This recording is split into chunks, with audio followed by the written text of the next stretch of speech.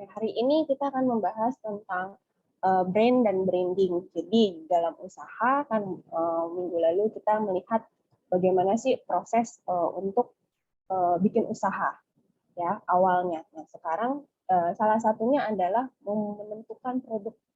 Nah, dalam produk tersebut kita butuh brand dan branding. Nah, itu sudah familiar di telinga kita, brand dan branding. Tapi ternyata brand dan branding ini mempunyai makna yang berbeda, tapi saling terkait.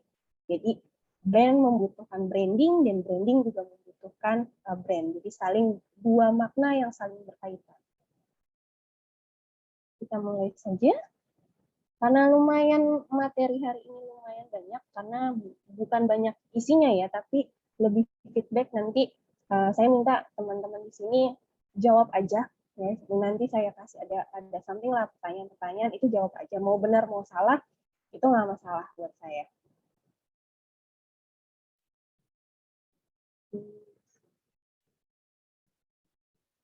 Oke.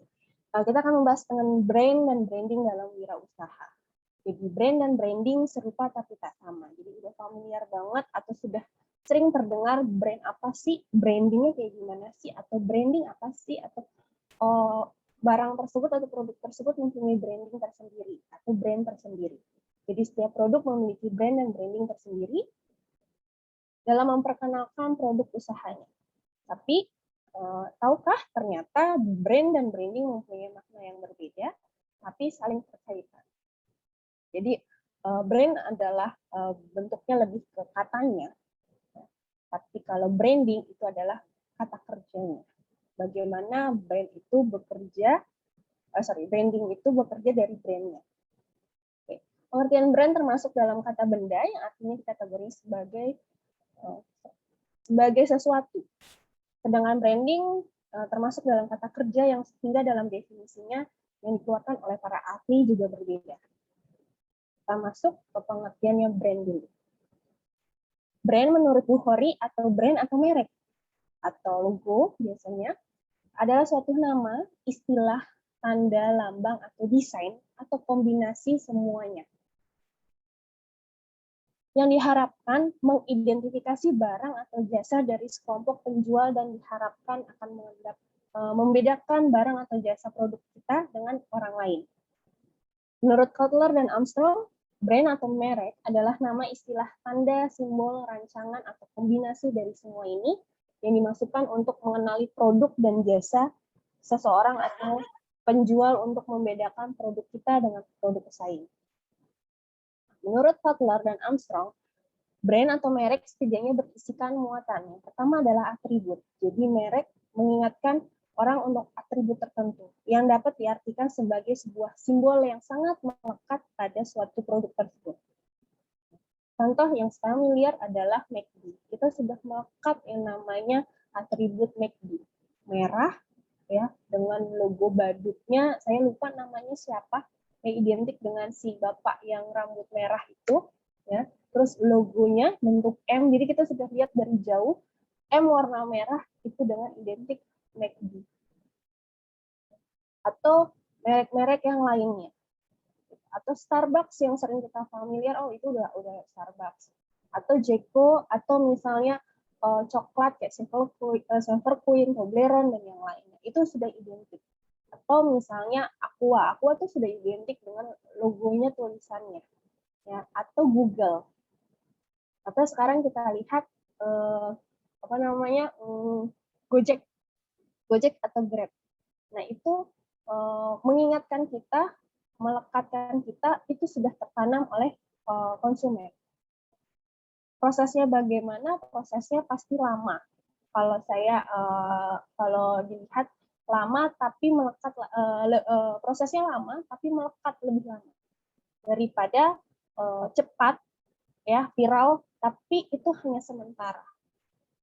Itu kadang suka mereka memikirkan bagaimana atribut tersebut simple atau logonya atau mereknya simple tapi melekat oleh orang lain. Jadi sudah tertanam, kalau McD itu seperti ini, KFC juga gini, terus dan yang lainnya. Atau Hokben dengan identik ada dua pasangan ya, laki-laki perempuan, saya nggak tahu namanya siapa, sudah melekat di situ sehingga melekat pada produk tersebut atau perusahaan atau personal. Selanjutnya manfaat. Pelanggan tidak membeli atribut, tapi mereka membeli manfaat dari produk. Oleh karena itu, atribut harus diterjemahkan menjadi manfaat fungsional dan emosional. Manfaat berisikan yang didapat dari suatu produk, barang, atau jasa, sebuah pertukaran yang dapat digunakan oleh konsumen setelah transaksi terjadi. Jadi, brand juga bisa atau ada kandungan dari manfaatnya. Dari gambar tersebut kita sudah mengetahui manfaatnya apa sih. Ada beberapa brand yang tidak terlalu melihatkan manfaatnya, tapi ada juga yang sudah menunjukkan manfaatnya. Apa sih yang terkandung dari produk-produk tersebut? Jadi itu tergantung, tapi kalau lebih baik ada kandung. Apa istilahnya ada manfaat yang tersirat di brand tersebut. Selanjutnya adalah nilai. Brand atau merek juga mencerminkan suatu mengenai nilai-nilai pembeli. Misalnya saja mengenal prestasi, keamanan, atau presise tinggi suatu produk. Hal yang simpel, kalau kita megang iPhone, itu kayak ngerasa presisi kita tinggi pada produk tersebut. Ya kan? Kita udah megang handphone, udah kayak keren. Wah, padahal iPhone-nya bukan yang 13 yang terbaru. Pokoknya iPhone deh, yang Apple digigit setengah gitu, itu udah keren banget. Gitu. Nah, padahal iPhone-nya baru istilahnya iPhone yang udah keluaran lama sekali, tapi pokoknya iPhone saja. Atau sekarang modelnya kamera ya, sekarang kalau saya bilang kamera boba ya kalau nggak salah, jadi bulat gede-gede kan. Pokoknya kalau kamera ada 4 udah keren aja, gitu. Daripada kamera 1. Itu adalah presisi tinggi. Atau kita beli tas ya dengan sudah ada bentuk logo atau brandnya si Gucci. Itu sudah termasuk udah identitasnya. Gitu. Atau misalnya kosmetik yang SK2 ya, itu harganya lumayan kalau misalnya itu juga sudah ciri khasnya. Jadi kayak menunjukkan presisi tinggi atau prestasinya. Prestasi dalam hal produk tersebut sudah jauh di atas atau menengah atau di menengah ke bawah. Nah, kepribadian, merek menggambarkan kepribadian yang menarik. Orang gambaran sebenarnya citra dirinya cocok dengan citra merek tersebut. Ini berkaitan dengan nanti brand ambassador. Jadi biasanya produk yang dipakai itu menunjukkan citra merek. Ya, pasti kadang-kadang kalau iklan makanan ya rata-rata atau iklan minyak atau iklan waktu itu kayak Blue Band atau apa atau yang lain mentega gitu kan, rata-rata modelnya kebanyakan adalah model yang soft. Kan kalau kita lihat tuh ada tuh minyak kayak Sanko dulu brand ambasadornya siapa saya lupa gitu. Terus puding dulu pernah kalau nggak salah Chef Juna, terus apalagi terus atau alat-alat masak yang brand ambasadornya adalah si chefnya. Gitu, karena menunjukkan citra merek tersebut. Jadi merek atau brand merupakan suatu yang tampak dan dapat dirasakan oleh konsumen. Jadi sebenarnya apa yang dilihat? Ya, jadi kita udah ngelihat brand itu ya bentuk, simpelnya gitu, bentuk tampak yang terlihat oleh visual mata kita, dan kita bisa membedakan, oh itu punya Google, itu brand logonya si Google, itu brandnya si Toblerone atau brandnya Indihome atau yang lainnya. Itu sudah termasuk. Nah, yang menanamkan untuk menanamkan sebuah nilai di benak konsumen. Nah, itu sudah ditanam by proses. Butuh lumayan panjang, tapi tetap usaha kita. Pasti semua usaha pasti butuh proses yang lama. Sama kayak misalnya kita sekolah ya. Kalau sekolah GO, saya ingat banget identik dengan si gajahnya. Kalau nggak salah itu gajah kan GO. Terus sekarang ruang guru ya bentuknya brandnya seperti itu, terus yang lainnya itu termasuk dalam hal brand, gambaran visual atau bentuk yang dilihat oleh produk tersebut. Kita masuk ke branding. Nah, menurut Swasti, branding adalah suatu program yang mengkhususkan atau memfokuskan dan memproyeksikan nilai-nilai dari brand tersebut atau merek tersebut. Menurut Secara level, branding merupakan bentuk komunikasi yang bertujuan untuk membentuk pandangan positif di benak konsumen. Menurut Wheeler, branding adalah bentuk komunikasi yang konstan dilakukan perusahaan dalam menyampaikan pesan yang termuat pada suatu produk barang dan jasa kepada konsumen. Nah, jadi intinya branding adalah komunikasinya. Komunikasi atau menggambarkan dari brand tersebut. Misalnya McD sudah menggambarkan, dikomunikasikan, McD adalah brand produk yang berkaitan tentang makanan junk food dan atau cepat saji. Atau misalnya Jeko sudah menggambarkan itu adalah mengkomunikasikan brand tersebut tentang makanan, yaitu lebih ke donat atau yang lainnya. Jadi branding adalah komunikasi untuk memperkenalkan brand tersebut. Jadi kadang beberapa brand mempunyai makna khusus. Jadi nanti kita belajar sama-sama, kita lihat nih, ternyata brand yang familiar dengan kita ada makna atau arti di balik tersebut. Brand tersebut tuh mempunyai arti. Jadi di antara brand dan branding tidak sama. Jadi brand adalah sesuatu yang terdiri dari kombinasi simbol, warna, desain, lambang, dan istilah yang diperuntukkan untuk mengubah pandangan konsumen. Sedangkan branding adalah bentuk kegiatan komunikasi yang berfokuskan untuk mengubah cara pandang konsumen. Nah, branding yang diwujudkan dalam istilah ini untuk mencirikan ciri khas kita kepada dibandingkan pesaing. Tahukah kalian logo dari berbagai brand yang telah terkandung makna branding dalam produk tersebut? Jadi kita lihat sama-sama, mungkin nanti bersuara saja nggak masalah, salah benar nggak apa-apa. Jadi ternyata brand yang sering kita lihat sudah mempunyai makna atau branding pada produk tersebut. Walaupun itu memang butuh kayak kita pandangan ada something yang kita lihat ada, jadi ingin mempertanyakan, ini maknanya apa ya artinya, atau ada nggak kandungan artinya. Oke, pertama adalah kita lihat Adidas. Apa yang teman-teman lihat dari brandnya Adidas?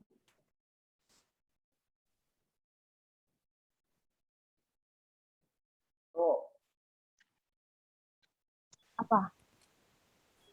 Ya garis apa ya? Garis apa? Kualitas. Garis jalan bukan, Bu? Garis jalan. Oke, nggak masalah. Iya, emang brandnya jualnya sepatu. Tampilan gunung, Bu. Kenapa? Piramid. Tampilan gunung. Piramid, tampilan gunung, dan yang lainnya. Oke, nanti kita tampung, nanti kita lihat aslinya itu apa sih, ada maknanya nggak sih. Oke. Lalu ini sudah pernah saya bahas, ya, Amazon. Boleh, mungkin teman-teman masih ingat? Masih. Ingat, insya Allah. Ada dari A sampai Z. Oke, ada kandungan lagi Yep. yang lain? Main. Ada yang beda lagi selain A ke Z? Adanya semua produk, jenis produk yang Ya. namanya dari A sampai Z. Oke, ada lagi? Garis kuningnya itu kayak senyum, Bu. Oke. Jadi kita lihat, kita jawab sama-sama. Ini adalah jawabannya. Jadi Adidas by proses, jadi brandnya atau logonya itu berubah-berubah, tapi biasanya kalau brand berubah itu tidak drastis. Mereka by proses, pelan-pelan. Jadi kalau misalnya tadinya garisnya 6, gitu, berubahlah, bergeser jadi 4, 5, jadi 3. Adidas kalau kita lihat ternyata ini adalah gambar gunung. Ya, kita lihat gunung. Kenapa kayak gunung ada pijakan? Kenapa di gambar gunung ternyata produk Adidas dulu dibuat khusus untuk sepatu olahraga yang lebih sport, untuk olahraga gunung, mendaki atau olahraga runningnya di gunung. Tapi makin ke sini, ya tadi kan kita lihat perkembangan zaman, kebutuhan konsumen itu berubah. Dan ternyata semakin ke sini Adidas memproduksi sepatu sport, tetap masih mempertahankan sepatu olahraga, tapi sportnya nggak hanya di gunung. ya di jalan, atau ternyata sekarang sepatu sport itu udah bisa dijadiin sepatu yang biasa saja, maksudnya yang kita sering pakai gunakan sehari-hari. Nah, ternyata ini adalah logo Adidas. Amazon yang tadi sudah teman-teman bilang produk dari A sampai Z. Nah, panahnya unik karena panahnya ini adalah benar menunjukkan wajah senyum. Jadi produk yang apa yang kita beli di Amazon. Jadi perusahaan Amazon mengharapkan apa yang dibeli konsumen jadi senang. Ya. Jadi tanda panahnya ini kalau diperhatikan lagi seperti bibir kita kalau lagi senyum. Ya, jadi ada lekukan. Nah, Pak Chandra lagi senyum tuh, ya kan? Ada senyuman, ada lekukan biasanya, walaupun ada ketutupan pipi gitu kan, tapi ada lekukan. Nah, ini adalah lambang senyum. Dan ini adalah branding yang terkandung dalam brand tersebut. Kita lihat lagi. Yang pertama deh, apa yang terkandung atau pernah familiar dengan brand tersebut? Laptop ya, Bu? Ya, lebih ke bukan laptop, elektronik dan yang lainnya. Lebih ke elektronik atau teknologi lah. Vivo, bukan ya? Oke, lanjut lagi deh. Ini deh selanjutnya. Ada nggak yang sirop kelihatan ada yang apa gitu di logo ini?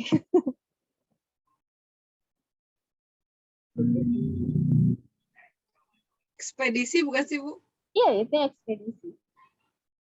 R kecil. Ada apa? R kecil. Kalau R kecil itu adalah apa namanya, makna dari produk tersebut sudah resmi mempunyai hak milik atau hak cipta. Oh. Jadi R, nanti TM ya, TM, terus ada satu lagi saya CH apa C gitu.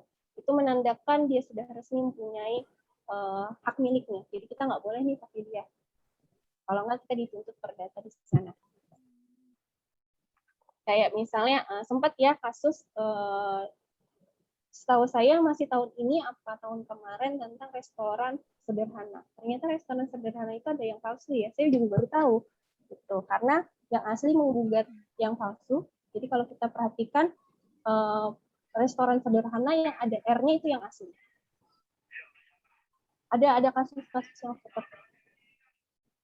Jadi kadang beberapa brand itu mereka melaporkan untuk mendapatkan hak cipta dari brand tersebut. Karena takutnya disalahgunakan oleh orang.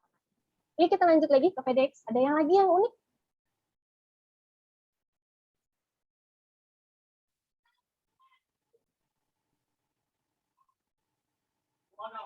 Gak apa-apa, sebut aja. Karena emang kuliah ini adalah tebak-tebak manggis, apa yang dilihat gitu.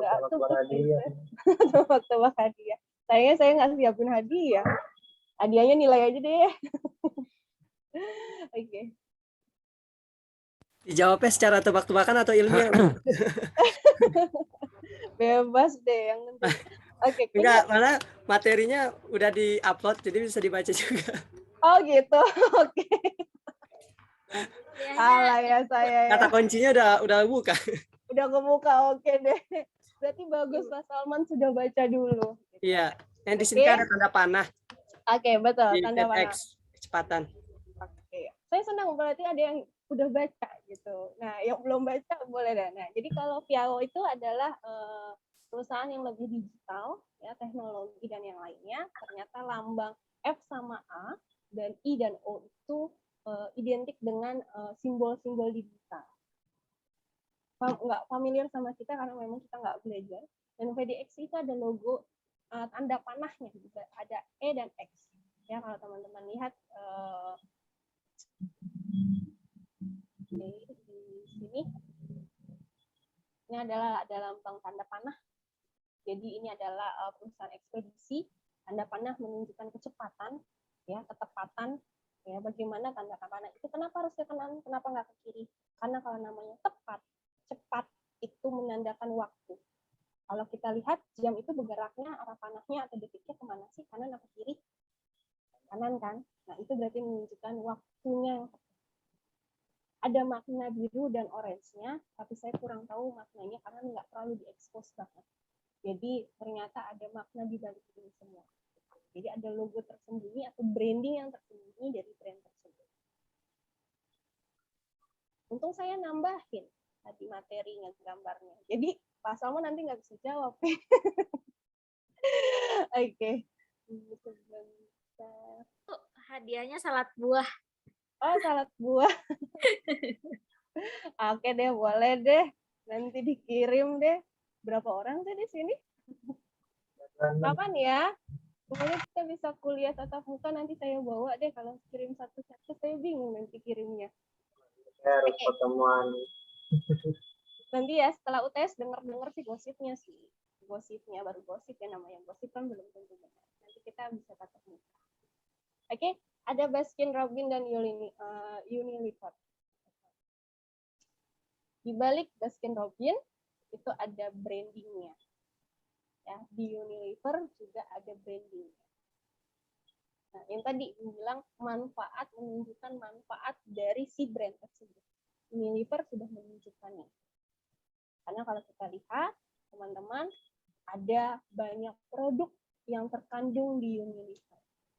Baik dari kecantikan, kesehatan, kebutuhan dapur, kebutuhan makan, terus kebersihan, dan yang lain. Di Baskin Robbins, saya jadiin, ada makna yang terselubung di brandnya, atau brandingnya ada terselubung di brandnya. Yaitu ada angka 31-nya. Karena mereka sudah dari awal menciptakan produk yang 31 jenis SKU. Jadi dia mau ngeluarin produk, dia mau ngeluarin istilahnya es krim keluar, gitu kan? Ya udah 31, tapi 31 ini itu disembunyikan. Sebenarnya kesannya disembunyikan, tapi kalau orang melihat sudah terlihat itu ada angka 3 dan 1. Makanya warnanya berbeda dengan si garis B lurusnya sama R-nya yang lengkungan.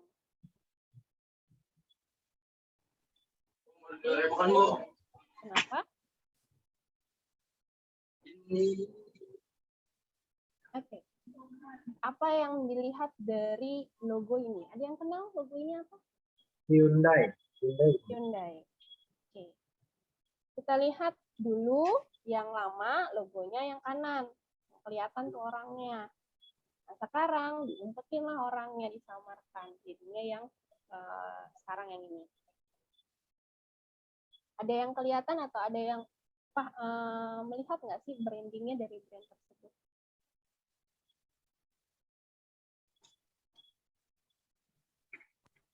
Maaf Bu Hilma, kayaknya suaranya agak kecil ya teman-teman. Atau di saya aja? Iya, agak kecil. Agak kecil? Nah, udah Bu. Oke, berarti saya harus dinaikin lagi.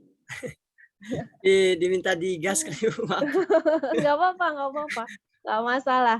Ya, makasih Bu. Iya, sama-sama sudah diingatkan. Oke. Jadi kalau dilihat, Hyundai ada gambar orang yang menandakan kerjasama, yaitu klien dan penjualnya, atau konsumen dan penjualnya, yang saling berjabat tangan, artinya sudah sah untuk atau menerima transaksinya. Ini adalah logonya Hyundai. Makna branding, atau saya bilang maknanya dalam brand tersebut adalah. Nah, Google, kalau teman-teman lihat sejarahnya, Google itu setahu saya udah berapa kali berubah brand, tapi kalau teman-teman lihat, perubahannya itu nggak drastis. Jadi, by proses. Jadi, awalnya ada garis, dihapuslah garisnya, ada lengkungan, lama-lama lengkungannya habis, tadinya G-nya besar, tulisan OOGL-nya di dalam kayak G, gitu kan, huruf G besar, itu ada perubahan. Tapi mereka tidak melakukan langsung drastis. Karena apa? Karena brand yang sudah melekat di masyarakat tidak langsung dilupakan. Takutnya kalau berubah, nanti langsung hilang, dan hilang tuh masyarakat atau konsumen kayak ngerasa, oh udah nggak ada lagi produk tersebut. Nah, makanya perubahan semua by proses. Nah, kayak Hyundai kita lihat ada perubahannya, tapi perubahannya nggak terlalu signifikan kan, tetap bentuknya H. gitu. Tetap tapi ada perubahannya. Oke, kalau Google ternyata mempunyai makna. Birunya adalah fokus pada jaringan internet, lalu merahnya berfokus pada uang karena pendirinya mau mendirikan bagaimana Google sebagai suatu perusahaan internet yang akan menghasilkan uang di dunia maya. Terus kuning berarti ingin berperan penting di dunia sosial internet dan terbuka untuk siapa saja. Semua orang bisa menggunakan Google. Sampai kita nyari jawaban pun juga nanya sama Mbah Google. Ya kan? Mbah, ini jawabannya apa Mbah? Gitu. Ntar Mbah keluarin deh jawaban banyak. Gitu. Oke, apalagi nanti teman-teman cari skripsi. Mbah, judulnya Mbah, saya butuh judul skripsi. Gitu. Pas nama keluarlah judul-judul skripsi. Dan yang keempat adalah hijau, berarti Google menampilkan berbeda dengan perusahaan lainnya.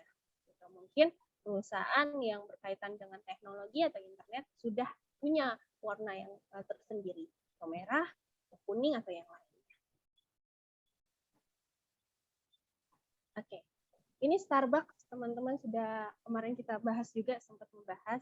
Jadi ada Putri Duyung, ada Putri Duyung Siren yang menggambarkan bagaimana putri tersebut menggait pelaut-pelaut di luar untuk datang ke dia, ya, sehingga apa yang dia pingin itu terlaksana. Nah, seperti kita dianggap sebagai pelautnya, ya, pelayannya yang datang ke toko tersebut untuk membeli produknya. Itu adalah dari sejarah mitologi Yunani. Oke, ini belum saya masukin di materi. Jadi apa yang teman-teman lihat? Ini produk gunung. apa ya? Oke, gunung. Apa Coklat lagi? ya, Bu. Coklat, Bu. Oke, ini produk coklat.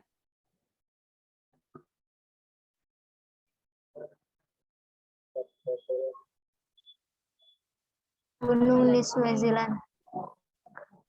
Oke, gunung di Swiss, ya.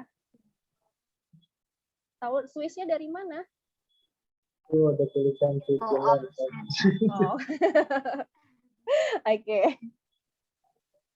Ada lagi? Warna juga kali ya. Warna. Oke, ada lagi? Ada yang Warnanya sebenarnya. kuning-kuning. Oke, ini nggak ada jawabannya, penjelasannya di tulisan. Di Indonesia nggak mungkin gunungnya kayak gitu kayaknya, Bu. Kalau di Indonesia gunungnya Kayaknya gimana Monas ya? ya. Kayaknya kalau di Indonesia kayak gitu. Monas ya, Matahari. kok. Kayak Monas malah. Oh gitu. Kayaknya Saya baru tahu loh. duplikat, kok. Oke, oke. Mungkin gunungnya banyak pohon-pohon coklat kali, Bu. Pohon coklat. Oke, Toblerone itu adalah produk coklat yang diproduksi dari Swiss. Jadi brandnya atau logonya mereka memberikan ciri khas negaranya. Jadi di balik ini teman-teman ada makna, ada lagi selain si gunungnya, yaitu Bungkusannya juga. Oh, bukan. Oh iya. Kayak hewan apa ya? ini adalah hewan yang tidak pernah miskin. Segala. Beruang. Jadi ini hewan yang tidak pernah miskin, tidak pernah yang namanya merasa kemiskinan. Jadi ada beruang di dalam gunung tersebut. Kenapa? Karena Swiss identik atau beruang adalah lambang simbolis dari negara Swiss tersebut. Dan gunung ini adalah gunung yang ada di daerah Alpen, kalau nggak salah ya, nama gunungnya saya kurang hafal, tapi kalau nggak salah di daerah Alpen. Nah, Toblerone itu membuat brand yang mencirikan kalau produk tersebut adalah produk dari Swiss. Ciri khasnya apa sih? Nggak hanya tulisan, tapi ternyata brandnya sudah bermakna seperti itu. Oke, jadi ada si beruang yang ngumpet di gunung tersebut. Nah, kalau dilihat sejarahnya dulu malah si beruangnya dulu yang dibuat daripada gunungnya.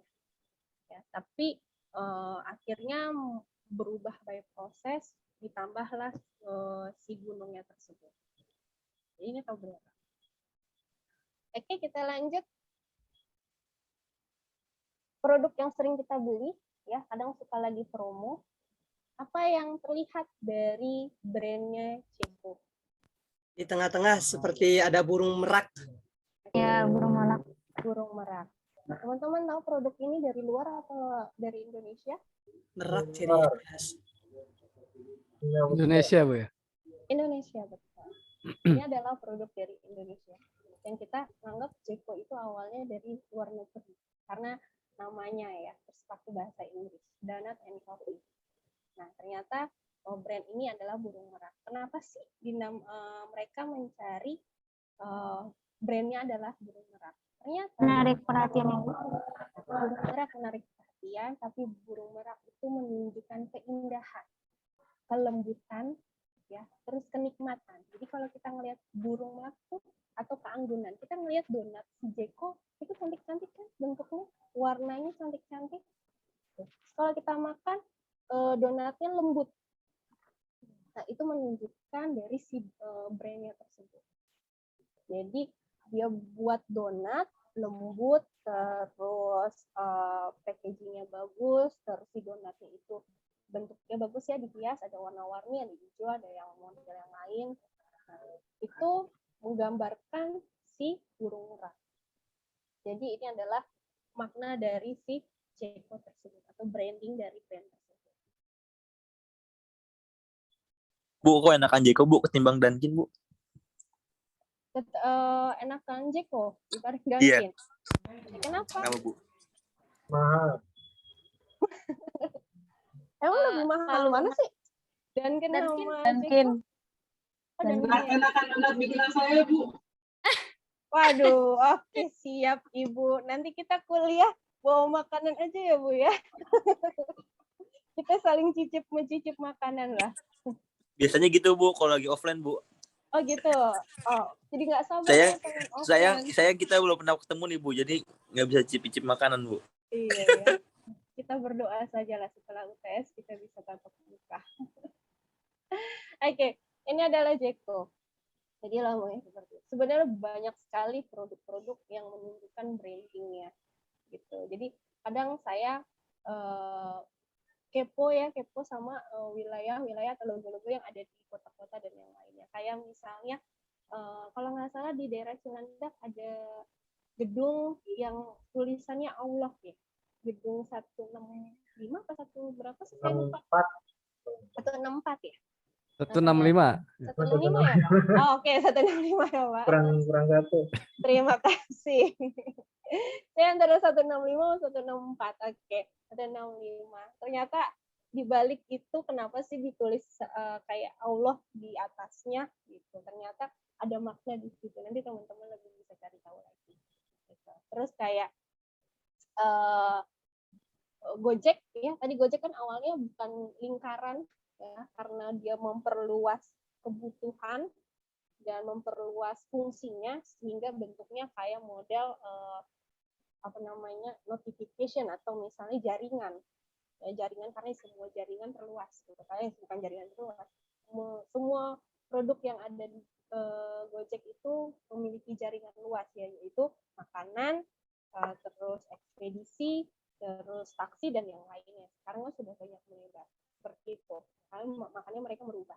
Nah, kalau dilihat warnanya nggak langsung berubah jadi pink, kan? Dia tetap mempertahankan warna si hijaunya. Nah, itu contoh dari Gojek dan yang lainnya. Oke, branding adalah brand, kan saling berkaitan. Jadi branding itu memberikan identitas pada branding, yaitu personality, commitment, referensi, value, vision, atau apa. Jadi branding menciri khas brand. Dan brand juga membutuhkan branding. Karena tanpa branding, logo tersebut hanya biasa saja. Jadi banyak produk-produk yang apa saja strategi branding yang dapat digunakan? Pertama adalah tujuan di balik brandnya. Jadi kita mau ngelihat, kita mau bikin brand tersebut tujuannya apa sih? Brand janji kita apa sih? Tujuan dari produk itu apa sih? Sehingga konsumen mengetahui produknya tersebut. Lalu jaga konsisten brand. Yang tadi saya bilang, bisnis dapat bertahan lama adalah konsisten. Nah, konsisten itu dalam hal brand itu tidak boleh langsung berubah drastis. Ya, by proses. Kalau mau merubah konsep, merubah itu tidak harus langsung karena sudah melekat. Contoh kayak kita beli Aqua, pokoknya itu nyebutnya Aqua karena kita sudah melekat dengan brandingnya si Aqua. Odol biasanya kita sebut Pepsodent. Ya. Terus saya nggak tahu apakah ini saya biasa kenal sama Lifebuoy sabun yang namanya sabun Lifebuoy atau Lux kalau yang ini ada banyak sekali merek yang lainnya itu juga sudah melekat branding ke kitanya. Jadi mau beli apa, beli Aqua, pesannya apa, Aqua aja deh. Oh yang datang itu merek apapun, mineral, fit atau yang lain, yang penting itu kita nyebut Aqua, bukan pesan mineral water atau air putih ya, tapi kita sebut mereknya. Pepsodent dan yang lain itu adalah merek-merek yang sudah melekat atau brand yang sudah melekat oleh konsumen. Ketiga adalah memiliki website atau media sosial karena sekarang sudah 5.0 pasti harus wajib mempunyai media sosial. Walaupun nggak harus dimasuk e-commerce, dari status-status kita juga bisa menjual produk-produk kita. Tiap hari status aja gitu, status jualan terus. Kali aja dari status adalah konsumen nyantol satu akhirnya banyak yang beli atau jadi terkenal produk tersebut. Selanjutnya adalah membangun kedekatan antar konsumen ya. Secara psikologis kita harus membangun konsumen itu dengan baik ya. Namun cara penerapannya akan berbeda-beda tetapi tujuannya sama dan komunitas atau penggunaannya sama. Ya. Kenapa berbeda-beda? Balik lagi konsumen mempunyai ciri khas yang berbeda. Misalnya Pak Adi modelnya tipe-tipe yang harus ditinggikan. Wah, Pak Adi ganteng banget. Bu, jangan Pak, Bu, masih muda, Bu, jangan Pak, Bu. Oh, jangan Pak, manggilnya Adi aja ya. Atau Iya. Kakak gitu. Adi aja. Asik. Asik. Oke, saya manggil Kak Adi deh biar senang. Aja Bu, AA gitu. Jangan deh, Kakak aja deh. Kalau AA kayaknya nanti takutnya ini berbunga-bunga ya. Tadinya bajunya batik, jadinya bunga-bunga berubah. Oke. Saya jualan batik gitu. Pas Kak Adi datang, oh, saya tahu nih.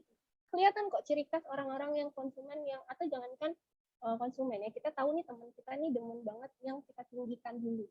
Gitu. Nah, itu berbeda-beda. Oh, Kak Adi nih ganteng banget nih hari ini gitu kan. Selamat datang Kak. Oh, kayaknya seger banget ya ada apa gini. Itu kan membedakan. Nah, ketika misalnya Hairunisa datang, ya kita sikapnya enggak hiperbola kan ya Nisa, karena Nisa tipenya yang udah biasa aja, konsumen yang biasa saja. Dan itu adalah membangun kedekatan juga kepada konsumen. Contoh simpel juga kita di sekolah kan membangun kedekatan dengan orang tua. Ya, kedua orang tua. Misalnya ada anaknya sakit, kita pasti ngasih tahu nih atau nanyakan gimana Bu, anaknya udah sehat atau belum gitu kan, gimana panasnya atau yang lainnya. Itu adalah membangun kedekatan antar konsumen sehingga konsumen nyaman dengan kita, secara psikologis nyaman dengan kita, yang tadinya biasa saja akhirnya ngerasa nyaman. Dari nyaman nanti kalau dia punya adik, biasanya orang tua akan menyekolahkan lagi adiknya di sekolah yang sama seperti kakaknya. Itu adalah termasuk kedekatan antar konsumen dalam hal biasa.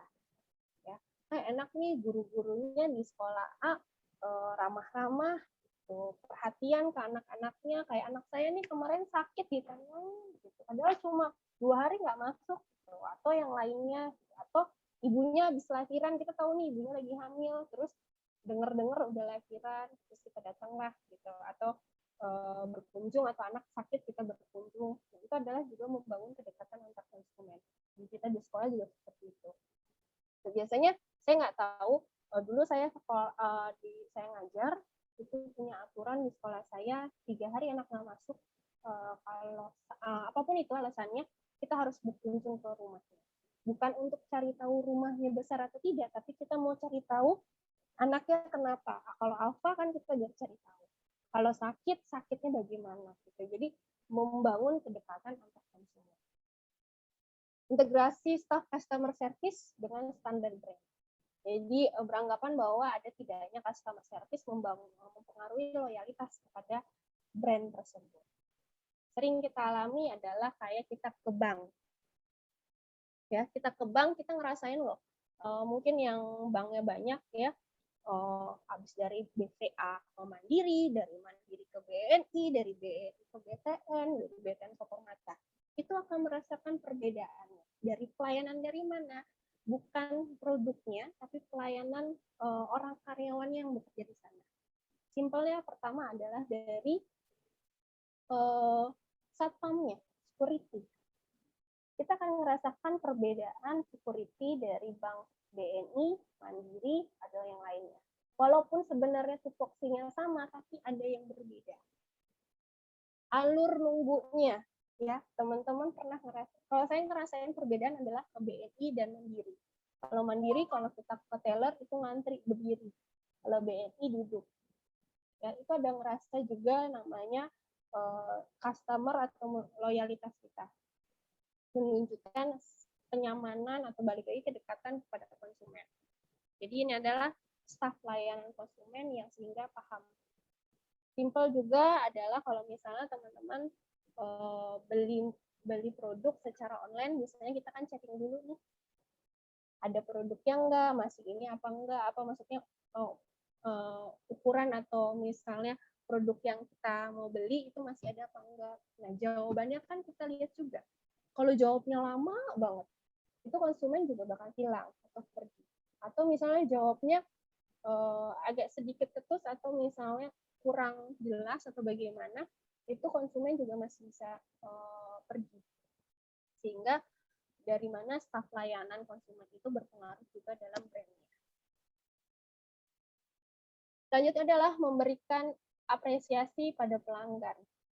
Ya, hal yang sepele mengucapkan terima kasih dan yang lainnya, atau mengucapkan maaf, minta tolong dan yang lain, itu hal yang sepele. Atau misalnya ada yang ulang tahun, kita tahu nih ada yang ulang tahun, kita mengucapkan selamat ulang tahun. Makanya kadang kalau di asuransi, kalau di email, by email suka ada selamat ulang tahun kepada Ibu Khairunisa gitu kan, bisa ada di by email. Itu adalah menunjukkan apresiasi kepada pelanggan. Terus ada misalnya Hari Raya Idul Fitri kadang suka di email ya kirimnya. Bank pun juga kadang suka ngirim selamat atau bulan puasa menunaikan ibadah puasa, atau selamat Hari Raya Idul Fitri dan yang lainnya. Itu adalah apresiasi kepada pelanggan. Nah, apresiasi juga kita lakukan sebenarnya sebagai guru atau pendidik ke siswa atau ke orang tua. Bagaimana caranya? Hal yang simpel, bagaimana kita sebagai pendidik ngajar, membuat kenyamanan dan happy pada siswanya. Pasti kan ngerasa kalau datang dosen ya, itu simpel banget sih. Dosen datang-datang udah marah-marah, itu udah males banget kan. Tapi itu malah jadi si ciri kasih, bukan ciri khas, nanti takutnya memberikan dampak negatif ke sekolahnya. Ya, jadi jangan di sekolah di situ dosennya galak-galak, jutek-jutek, kalau ngasih nilai itu pelit-pelit banget. Atau jangan ambil jurusan fakultas PAI, dosennya ngasih nilainya pelit-pelit banget gitu. Itu kan juga termasuk apresiasi ke pelanggan. Saya memberi apresiasi ke teman-teman, kayak mengucapkan terima kasih atau yang lainnya. Hal yang simpel tapi bermakna. Terakhir adalah perhatikan kompetitor. Semua apapun itu butuh namanya pesaing untuk menjadi lebih baik lagi. Ya, kita pun juga sama, kita pasti butuh pesaing. Pesaingnya dalam hal yang positif ya, bukan yang negatif. Ketika tetangga beli kompor baru nih, gitu kan, ngomong sama suaminya, ya tetangga beli kompor baru, ayo kerja terus dong, rajin gitu kan, jadi motivasi suaminya untuk kerja terus. Gitu. Itu hal yang seperti itu. Nah, di usaha pun juga seperti itu, atau brand dalam strategi untuk pemasaran seperti itu. Sehingga mengetahui strategi pemasaran, strategi dari si perusahaan tersebut. Oke, ini adalah branding yang sebenarnya pencitraan, menggambarkan semua berbagai profesi, ya berbagai profesi. Dalam hal usaha juga bisa menggambarkan tentang, profesi ini bisa menggambarkan dari usaha. kayak human public relation itu lebih menggambarkan citra. Brandingnya adalah citra.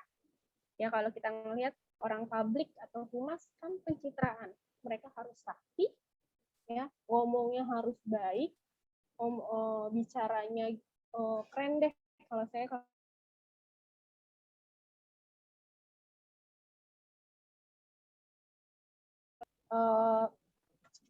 percaya aja deh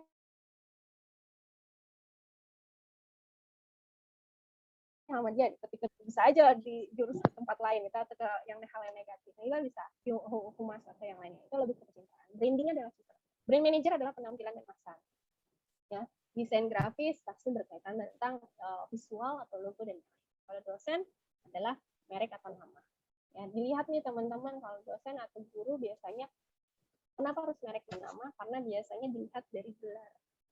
Ya, ada loh orang-orang yang tipe maunya diajarin sama dosen-dosen yang sudah profesor.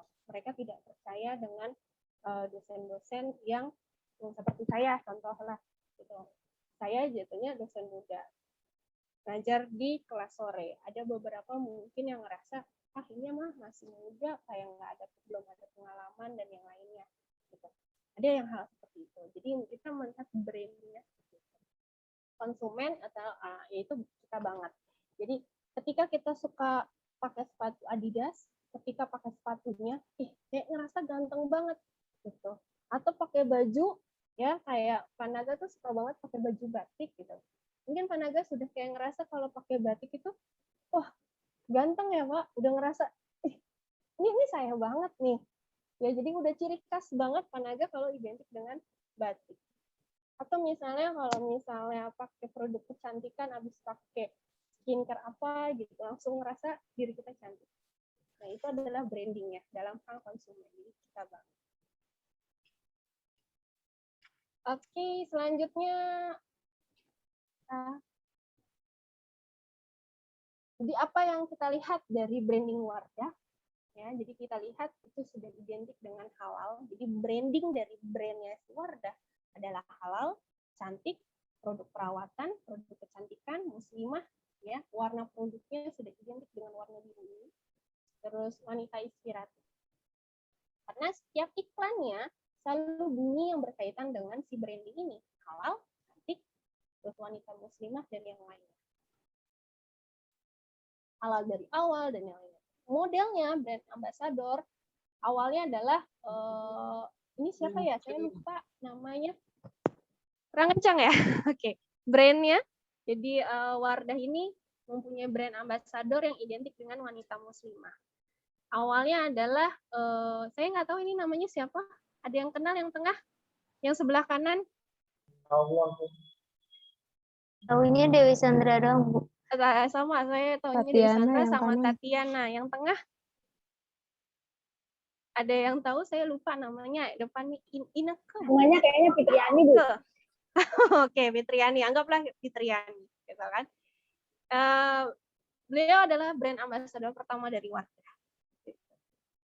Karena identik dengan wanita muslimah dan artis yang pakai hijab.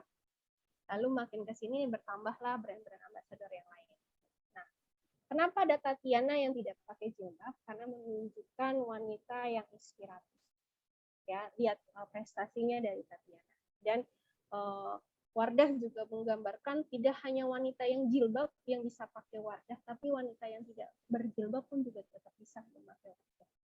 Dan makin ke sini Wardah juga memproduksi untuk produk kecantikan untuk dewasa awal, anak-anak usia dewasa awal memakainya.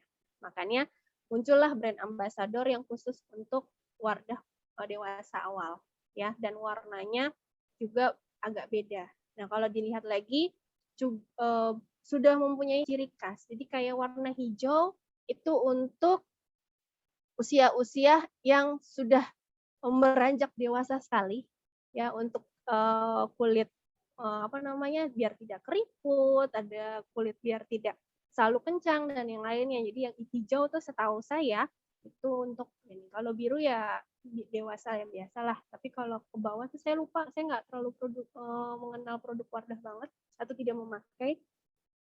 Itu khusus untuk dewasa awal. Oke. Peranan brand ternyata mempunyai makna. Jadi kita yang sebagai konsumen, teman-teman ya, kita lihat kalian setianya sama produk atau sama brandnya. Beli barang, beli produknya atau brandnya? Produk, Bu. Produk. Oke, ada lagi? Biasanya ngelihat brandnya, Bu. Produknya Brand. bagus-bagus, Bu. Oke. Iya. Masa sih Karena- kayak ada juga brand yang terkenal tapi biasa saja. Nggak, kadang Mungkin dari harga juga, Bu. brandnya bagus itu pasti produknya bagus nih, Udah biasanya gitu, Bu. percaya gitu ya. Iya, percaya, Bu. Oke. Warnanya bagus ya. Oke, jadi Terus setiap ada orang mempunyai pemilihan yang berbeda. Ada yang sama, ada yang tidak. Jadi orang mau beli produk tersebut dari produknya atau brandnya. Fungsinya kita mau kemana sih? Itu tergantung. Dan itu bisa melihat ke konsumen. Nah, kayak misalnya kita mau menjual produk-produk yang terkenal atau misalnya produk yang harganya lumayan, nah pasti orang lihat brandnya. Karena apapun barangnya bentuknya kayak gimana, padahal cuma ngubah konsep dikit aja atau nambahin kayak tas nih, tambahin threading yang tadinya threading 2 jadinya threadingnya 3. Tapi brandnya itu dikeluarkan oleh Gucci. Orang pasti akan lebih milih si Gucci-nya tersebut atau beli produk-produk yang sudah mempunyai brand terkenal.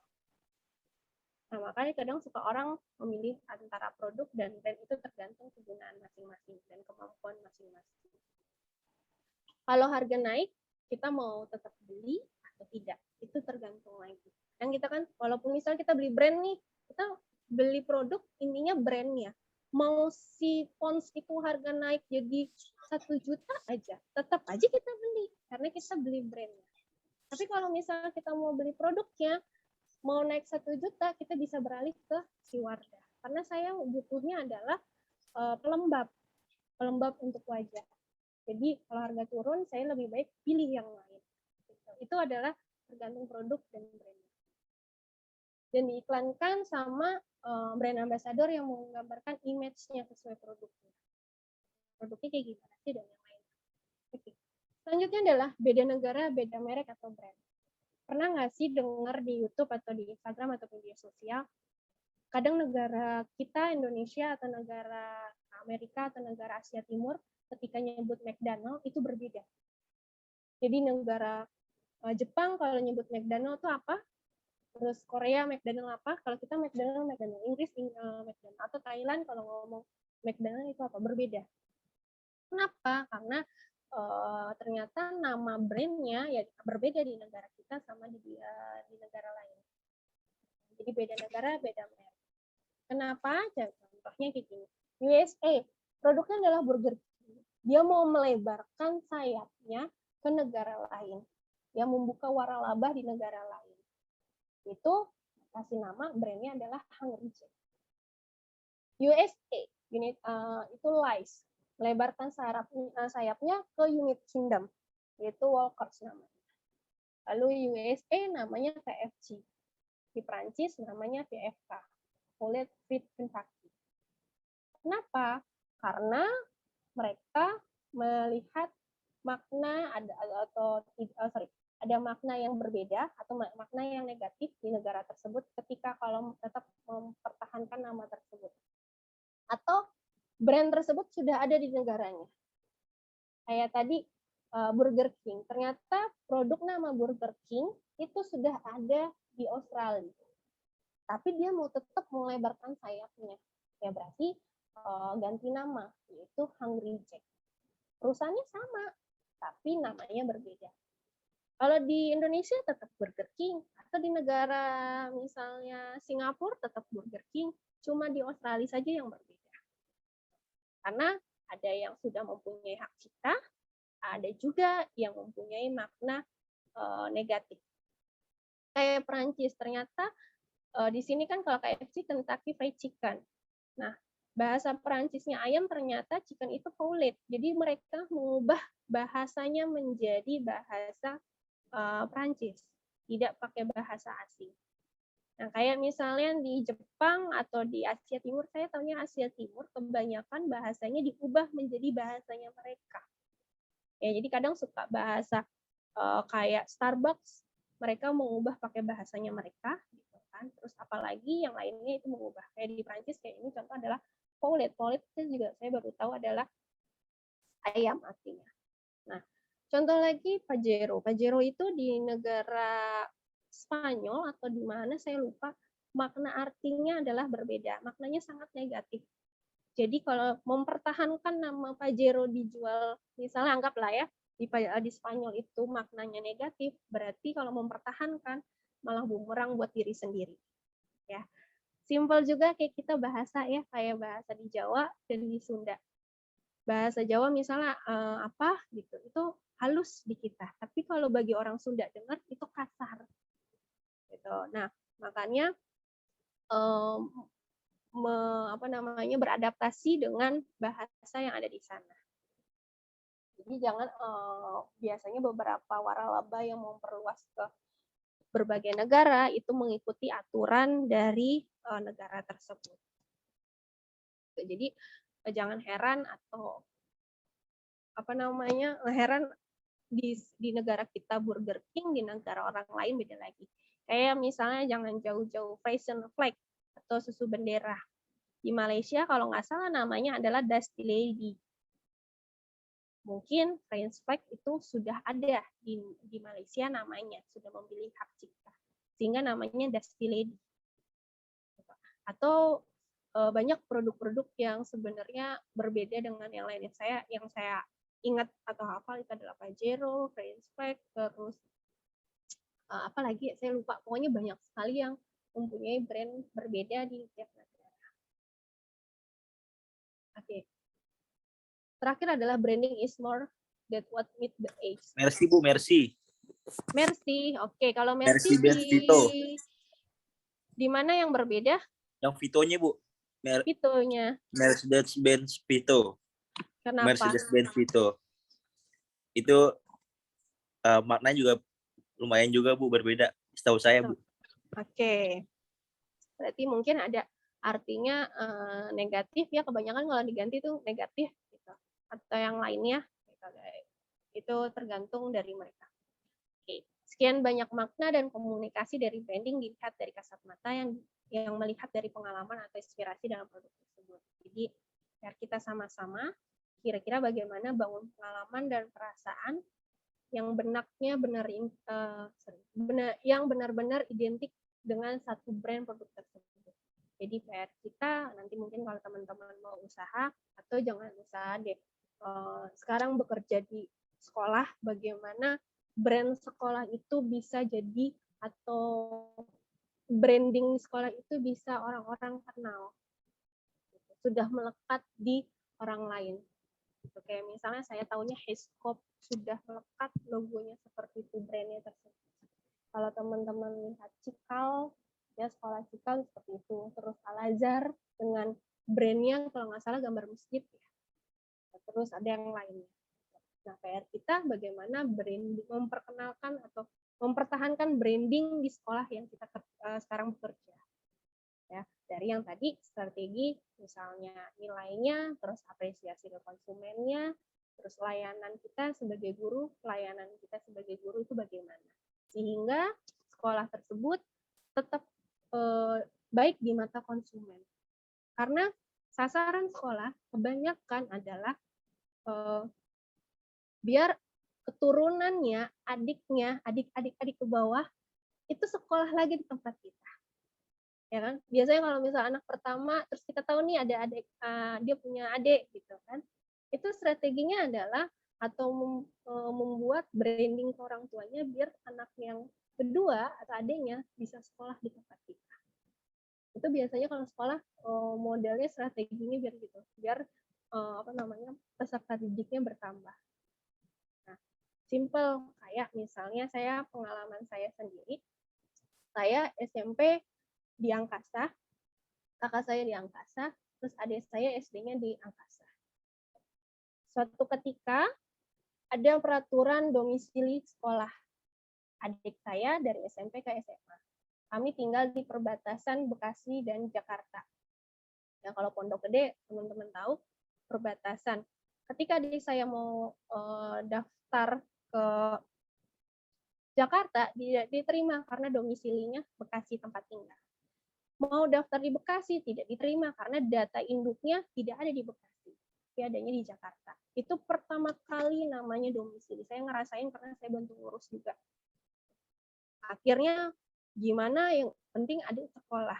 Jadi kita pasti satu-satunya jalan adalah cari swasta. Berbagai cara kita cari swasta yang mana yang bagus, yang cocok lah, yang namanya anak perempuan, kita juga kan nggak mau sembarangan taruh sekolah, takutnya bergaul dengan yang lain.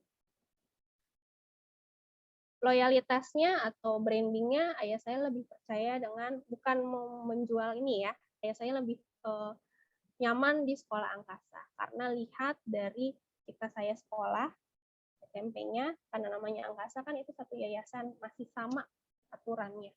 Adik saya di angkasa waktu SD-nya, kakak saya juga di angkasa SD-nya, sehingga tahu angkasa seperti apa. Nah, akhirnya ujung-ujungnya adik saya didaftarkan ke sana. Karena bukan loyalitas, merasa nyaman, dan branding di angkasa itu kan sekolah yayasan angkatan udara.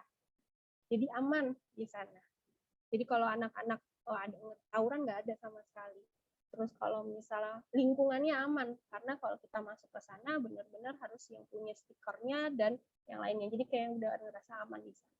Itu adalah branding dari sekolah tersebut.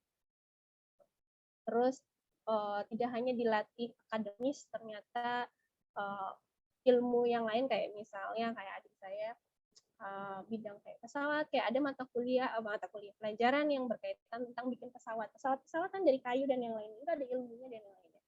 Nah, itu adalah ciri khas si branding yang bisa tersebut. Jadi sehingga adik-adiknya bisa adiknya melanjutkan di angkasa juga. Sama kayak saya nggak diterima saya diterima di negeri waktu SMP, cuma jauh karena nggak ada jemputan. Salah satunya adalah swasta. Karena kakak saya dulu sekolah di angkasa, ya udah dimasukin ke angkasa. Udah ngerasa branding angkasa tuh udah seperti itu.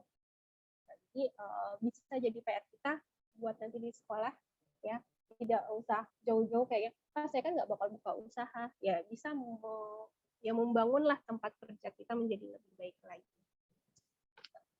Selanjutnya terakhir adalah personal branding. Sebenarnya kita sudah melakukan personal branding tersendiri.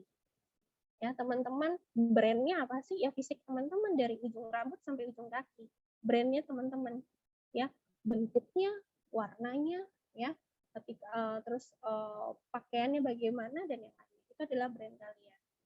Brandingnya apa? Your image, gambaran kalian, pandangan kalian kepada orang lain, bagaimana kalian cara berbicara, bagaimana kalian bersikap kepada orang lain, dan yang lainnya itu adalah branding. Kalau Siti Fatimah, brandingnya tuh anaknya asik, ya, diajak ngobrol tuh nyaman, nggak baperan dan yang lainnya. Itu brandingnya. Ya. Terus kalau brandnya anaknya cantik, ya kan fisik, tinggi, cantik, putih, nah itu brand. Tapi kalau anaknya enak diajak ngobrol, baik banget, kalau ujian selalu ngasih tahu jawabannya, gitu. Kalau ini nggak marah dan yang lainnya. Atau misalnya Bu Siti Dahria, ya, ibu enak tuh sering bawa makanan kalau kuliah gitu. Saya senang kalau Bu Siti Dahria datang ke kampus karena saya kenyang karena sering bawa makanan, gitu kan?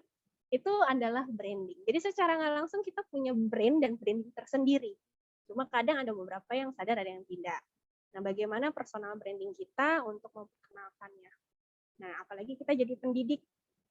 Nah, itu fair banget sebenarnya branding, karena nggak tahu secara nggak langsung sharing aja Bapak Ibu, orang tua bisa melihat mana guru yang berkompeten, mana yang tidak. Gitu. Walaupun mau kita ngedeketin, pepetin terus tuh orang tua, karena kita tahu nih orang tuanya ekonominya cukup lah, biar dapat hadiah, ambil rapat biar dapat hadiah dari mama tersebut. Kita pepet terus, kita deket-deketin mau. Tapi orang tua tahu sebenarnya guru tersebut mempunyai kualitas atau tidak. Kadang kan ada suka ya saya kadang suka dengar aja, atau misalnya ada yang saya mau diajarin anak saya sama Pak Salman aja, jangan sama Bu Siti Fatimah gitu kan. Saya lebih nyaman sama Pak Salman, ya nanti ngomonglah ke kepala sekolah, tolong ya Bu, Pak gitu kan, anak saya di sekolahnya. Itu adalah personal branding kita yang sebagai pendidik. Jadi gimana sih melihat perkembangan anak, oh ternyata Pak Salman tuh aware sama anak-anak. Terus kalau ngajar, dia nggak menjudgekan ke anak-anak pintar atau bodoh gitu. Ketika ada siswa yang terlambat, ya apa yang harus dilakukan gitu. Tidak langsung just kadang saya jujur ya Pak, Bu, saya tuh sambil curhat nih, saya senang sekolah itu sangat telat karena saya senang sekolah waktu SMA. Ya, telat banget. Jadi ada beberapa mata pelajaran saya sangat jujur, saya sangat bodoh sekali karena saya ngerasa trauma di waktu SD dan SMP.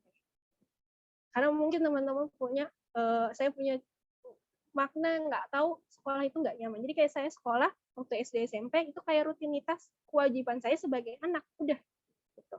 Mau nilai bagus apa enggak, kadang orang tua saya tidak terlalu melihat nilai. Yang penting datang ke sekolah, nggak bikin masalah, deh gitu aja kalau orang tua saya. Penting lulus aja gitu. Nah, itu yang bikinnya. Saya nyaman sekolah SMA pertama adalah teman dan guru. Ketemu guru waktu kelas 10, ya, itu mempunyai personal branding yang buat saya kena karena dia tahu kelemahan saya dan dia mau tuntun saya. Saya ngerasa, wah ternyata ada ya sosok guru yang punya personal branding membantu siswanya yang sangat bodoh. Kalau saya ngerasa saya sangat bodoh, sehingga membantu saya sadar, oh sekolah itu nyaman loh, belajar itu nyaman loh. Itu yang jujur malah bikin pengalaman saya, akhirnya saya sadar, oh sekolah itu nyaman. Dan sampai sekarang, dan nggak berasa ternyata kan saya lanjut S2 dan saya senang dengan lanjut sekolah. Kalau saya nggak senang, mungkin saya nggak lanjut kuliah, saya mendingan SMA udah selesai gitu.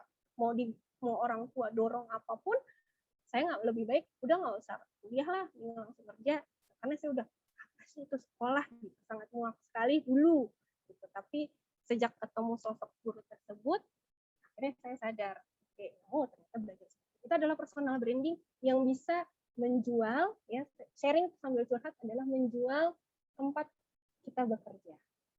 Itu adalah bagaimana kita mengenalkan usaha kita karena balik lagi usaha kita adalah jasa kita dalam pendidik itu gimana. Oke, itu saja terakhir. Terima kasih. Mungkin teman-teman ada yang mau di-sharing. Gak apa-apa sharing ilmu, nggak masalah. Kalau saya kan dari awal mungkin ada kurang atau ada salah, itu kasih tahu aja, nggak masalah.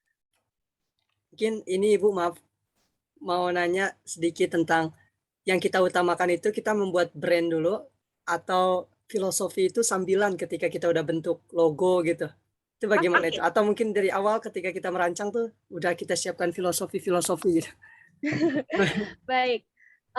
Pertama adalah kan produk yang kita mau buat itu kan ada filosofinya ya awalnya ya Pak. Nah akhirnya dibuatlah brand. Jadi kadang suka kita butuh orang jasa, kan ada namanya jasa membuat brand. Mereka pasti nanya mau kayak gimana modelnya, itu brandnya kayak gimana sih, gambarnya ini saya mau gambar saya kayak donat nih, donat saya lembut, terus enak dimakan, terus cantik dan yang lainnya. Kayaknya ada nggak ya binatang yang terinspirasi gitu kan dari ini, akhirnya si merak lah muncul. Mungkin seperti itu awal si Jeko milih si merak. Jadi lebih baik awalnya mana, biasanya filosofi yang berkaitan dengan produknya. Sehingga jadilah brand. Karena kadang suka kita juga butuh jasa orang lain, yaitu orang desain ya untuk membuat logonya. Itu sih Pak Salman. Oke, baik Ibu, makasih. Jadi Sama-sama. filosofinya dulu kita temukan Ibu ya. Nanti Iya. baru ditetapkan logonya. Iya betul. Sama-sama. Ya, ada lagi yang mau didiskusikan atau sharing?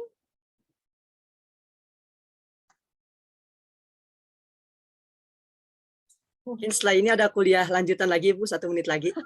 Teman-teman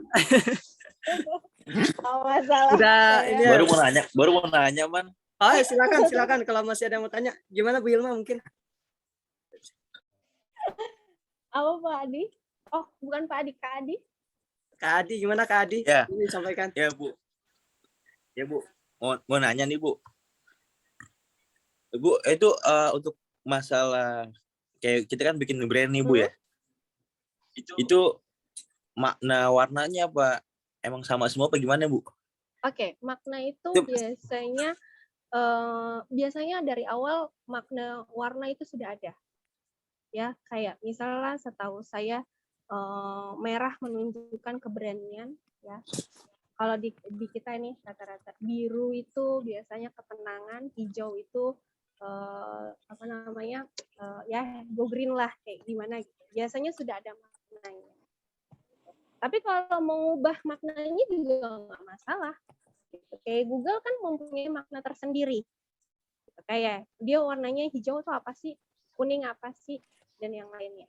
Gitu. Itu mempunyai makna tersendiri. Jadi ketika Kak Adi punya brand, terus ditanya, ada nggak sih makna terselubung dari brandnya atau brandingnya apa sih? Bisa menjelaskan. Oh, saya pakai merah karena saya suka banget produk saya itu menghasilkan uang. Uangnya semoga dapatnya warnanya merah terus atau pink, gitu kan? Jadi saya kasih warna merah dan saya suka warna biru, gitu. Kalau menurut Bu, mau Ibu nambahin nggak Bu? Adi. menurut Bu Hilma nih. Bu, Iya.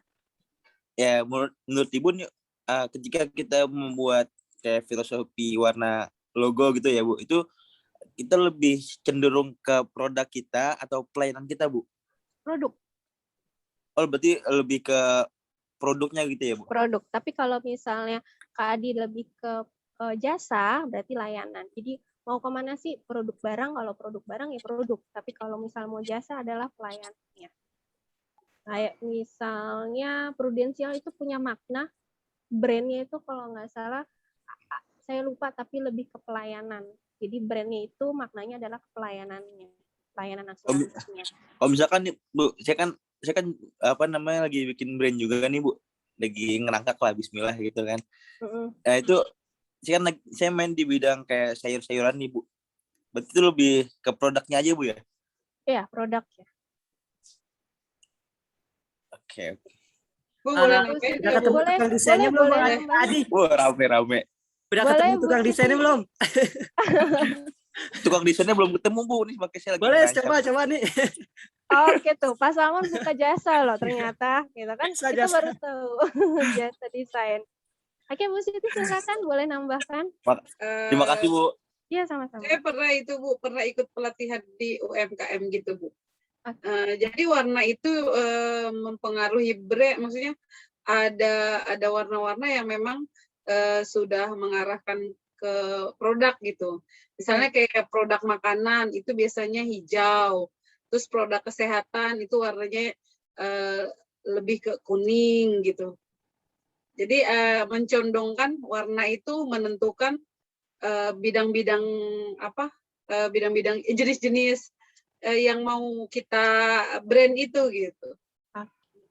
Baik, terima kasih Bu masukannya. Nah, dapat ilmu lagi kan? Ternyata ilmu nggak dari saya aja, dari Bu Siti, pengalaman ikut pelatihan juga. Gitu, ternyata ada beberapa makna warna yang sudah ada ciri khasnya. Kayak tadi Bu Siti bilang, hijau apa, kuning apa, dan yang lainnya apa. Itu tergantung teman-teman. Oke, terakhir nanti saya mau kirim informasi. Jadi nanti kan Nisa ke WA, jadi saya sampai sekarang belum bisa ngajak teman saya untuk jadi dosen tamu untuk sharing, tapi teman-teman bisa ikut. Jadi nanti tanggal 16 teman saya ini Instagram live lah di salah satu sharing ilmu bisnis dari nol. Jadi mungkin teman-teman ini nggak wajib ya, bebas mau ikut apa enggak. Tapi kalau misalnya mau ikut ya nggak masalah, kalau enggak ya nggak apa-apa. Jadi saya bilangnya Kak Aan itu sharing tentang bagaimana awal bisnis ilmunya. Nanti saya share, nanti di situ juga ada keterangannya. Oke, itu aja informasinya. Saya masih belum bisa ngajak Kak Aan karena di Kalimantan dan waktunya lumayan untuk bisa join untuk kuliah di hari ini. Gitu. Karena hari ini sudah ada kuliah lagi lanjut, jadi teman-teman juga butuh istirahat dulu. Sekian dari saya, terima kasih. Saya mohon maaf kalau ada kekurangan atau kesalahan, atau mungkin celetukan saya ada yang bikin tersinggung, saya minta maaf. Terima kasih. Wassalamualaikum warahmatullahi wabarakatuh. Waalaikumsalam Waalaikumsalam warahmatullahi wabarakatuh. Ibu. Terima kasih, Bu. Oke,